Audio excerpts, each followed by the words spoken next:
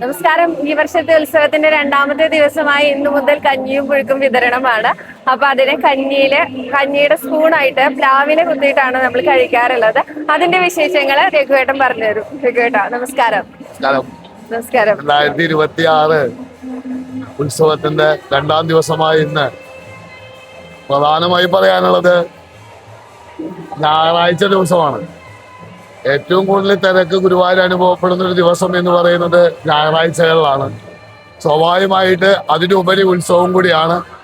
എല്ലാ ആളുകളും പരീക്ഷകൾ ഉണ്ടെങ്കിൽ തന്നെ അതൊക്കെ മാറ്റി വെച്ചുകൊണ്ട് ഞായറാഴ്ച വരുന്ന ദിവസമാണ്. ദേവസ്വം ഏവറേജ് കണക്ക് പറയുന്നത് 30-35,000 ആളുകൾ സാധോട്ട് കഴിക്കാൻ ഉണ്ടാകും എന്ന് പറയുന്നു. ഒറ്റ ദിവസം, ഇന്നത്തെ ദിവസം സ്വാഭാവികമായിട്ടും അതിന് ഞങ്ങൾ തയ്യാറാണ്. പിന്നെ പാരമ്പര്യമായിട്ട് എടുത്തു വരുന്ന ഒരു പ്രവൃത്തിയാണ് ഇത്.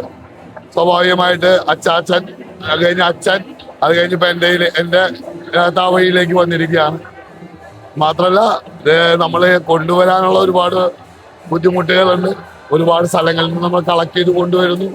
അതായത് നമ്മൾ വണ്ടിയിലാക്കി ഇവിടെ കൊണ്ടുവന്ന് കഴുകി വൃത്തിയാക്കി കുത്തി കൊടുക്കണം. അതാണ് നമ്മളെ പ്രവൃത്തി എന്ന് പറയുന്നത്. പണ്ട് കാലഘട്ടങ്ങളിൽ 1000 മതിയായിരുന്നു. ഇപ്പൊ അതിന് പകരം ഇരട്ടിയാണ്. 35,000 എന്ന് പറയുന്നത് ഒറ്റ ദിവസത്തെ സംഖ്യയാണ് പറയുന്നത്. അത് ഓരോ ദിവസവും ഓരോ രീതിയിൽ ചിലപ്പോൾ 20,000 മാറാം. പക്ഷെ ഇന്ന് സൺഡേ ആയതുകൊണ്ട് എന്തായാലും 30,000-35,000 ആളുകൾ ഭക്ഷണം കഴിക്കും. ഇത് ആർക്ക് വേണമെങ്കിലും രാവിലെ കുത്താൻ ഇവിടെ സഹായിക്കാം. ആർക്ക് വേണമെങ്കിലും ചെയ്യാം. കാരണം ഇത് എന്ന് പറയുന്നത് ഒരു അവകാശ പ്രവൃത്തിയാണെങ്കിലും ഭഗവാന്റെ ഒരു ക്ഷേത്രോത്സവത്തിന് ഏതെങ്കിലും ഒരു പ്രവൃത്തി എടുക്കുക എന്നുള്ളത് എല്ലാ ജനങ്ങളുടെയും ഒരു ആഗ്രഹം തന്നെ.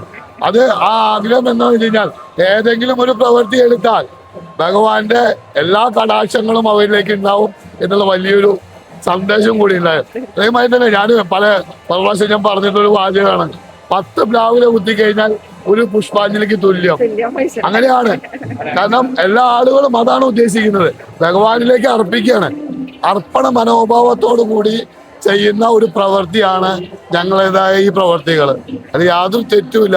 കാരണം അത്രയും വ്രതശുദ്ധിയോടുകൂടിയും ഓരോ കാര്യങ്ങളും അത്ര നല്ല രീതിയിൽ ചെയ്തിട്ട് വേണം ഇത് മുന്നോട്ട് കൊണ്ടുപോകാൻ. ഓരോ ഭക്തരുടെയും ആത്മസമർപ്പണമാണ് ഇത് വന്നിട്ടുണ്ടെങ്കിൽ നമ്മുടെ ഉത്സവത്തിന് ഓരോ പ്രവൃത്തികളും ചെയ്യുമ്പോൾ രഘു പറഞ്ഞ പോലെ തന്നെ അതൊരു ആത്മസമർപ്പണമാണ്. അപ്പൊ നമ്മളെ വീട്ടിൽ നിന്ന് തന്നെ കുടുംബക്കാരെല്ലാവരും ഉണ്ടാവും. രഘുവിന്റെ വൈഫ് ഉണ്ടാവും, അമ്മ ഉണ്ടാവും, അച്ഛൻ ഉണ്ടാവും, എല്ലാവരും ഉണ്ടാവും. എല്ലാവരും കൂടിയിട്ടാണ് നമ്മളിത് മുന്നോട്ട് കൊണ്ടുപോകുന്നത്. അതിൽ ഭഗവാന്റെ അനുഗ്രഹം, സന്തോഷം, സമാധാനം എല്ലാം ഉണ്ടാവും. നന്ദി, നമസ്കാരം.